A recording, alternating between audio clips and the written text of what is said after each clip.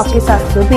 आइए रुक करते हैं कुछ खास खबरों। पूज्य पुराण मनीषी आचार्य कौशिक महाराज द्वारा रेलवे ट्रैक पर भगवान शिव का अभिषेक किए जाने को लेकर हो रहे विरोध के मामले को महाराज श्री ने अपनी त्रुटि बताते हुए इसे भावनात्मक स्थिति बताया है, जिसके लिए उन्होंने सभी भक्तों और ब्रज के संतों से क्षमा भी मांगी है।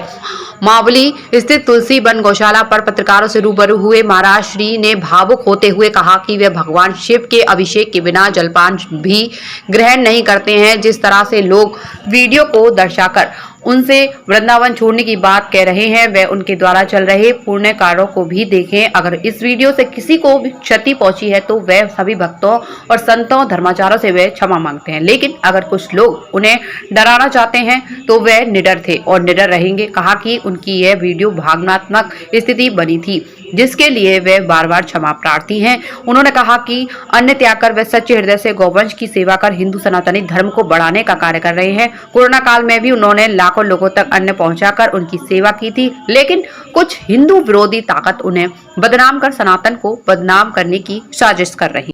काम तो मैंने गिनाए कि हमने क्या किया कोरोना से पहले तक अभी तक, लेकिन जो मेरे ऊपर उंगली उठा रहे हैं, एक बार आप भी एक मैसेज डाल दीजिए कि हिंदुत्व के लिए, सनातन के लिए तुम इतना काम कर रहे हो। मैंने पटरी पर बैठ करके अभिषेक किया, उसमें तुम्हें गलती नजर आई, लेकिन सरेआम हमारे देवी देवताओं को नालों में फेंका जाता है, गणेश विसर्जन पर नालों में फेंका जाता है। क्या उसके लिए तुम बोलोगे? यमुना जी में नाले चल रहे हैं, क्या उसके लिए आप बोलोगे? इसके लिए कुछ बात करोगे? भरे आम ये सड़क पर निकल करके जाती हैं गायों की गाड़ियां।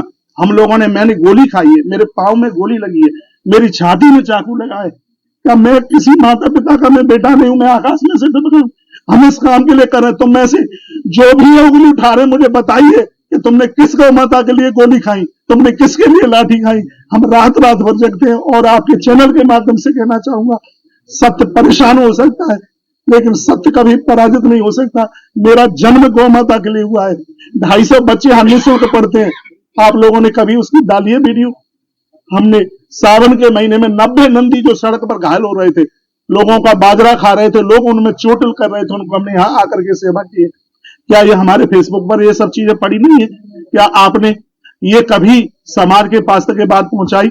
हमने पूरे परिक्रमा में पेड़ लगाए, क्या कभी आपने ये सूचना दी?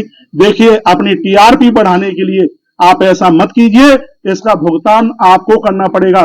प्रकृति के यहाँ देर है, लेकिन प्रकृति के यहाँ अंधेर नहीं है। आप अपनी ऊंची आवाज में मुझे दबाना चाहोगे तो ये बिल्कुल कभी भी संभव नहीं होगा। मैंने भूल की है, मैंने गलती की है, संत महापुरुष गुरुजनों के सामने मैं उसका एहसास करता हूं, लेकिन तुम ये कहोगे हम पुतला तो लोगों के फूकते रहते हैं, तुम पुतला फूकिए। हमसे कोई ऐसी डिमांड रखी जाए, मैं तो इन सब चीजों के लिए बहुत ज्यादा खिलाफ हूं। हम नास्तिक लोग नहीं है।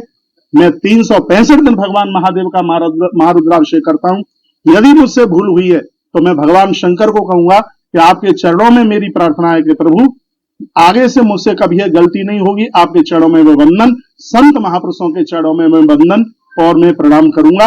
और जो भी ये भ्रामिकता की जो बातें फैलाई जा रही हैं, सिर्फ बदनाम करने के लिए, इस आदमी को इतना ऊंचा क्यों, इसकी इतनी तरक्की को वो भी कह रहे हैं, कहते हैं कि 18 पुराणों की गाथा। ये मेरा गौरव है। 5 साल हो गई है, एक दिन के लिए भी हमारी कथा बंद हुई है। पुराण, उपपुराण, स्मृतियां, चारों वेद, ये मुझे सब बोलने का ये अधिकार मुझे प्राप्त हुआ है। अभी भी मेरे पास में इतने प्रमाण है। पानी का मतलब क्या है? जो हमारे प्राणों की रक्षा करता है और हमारे पापों का तारण करता है, उसको पानी कहते हैं।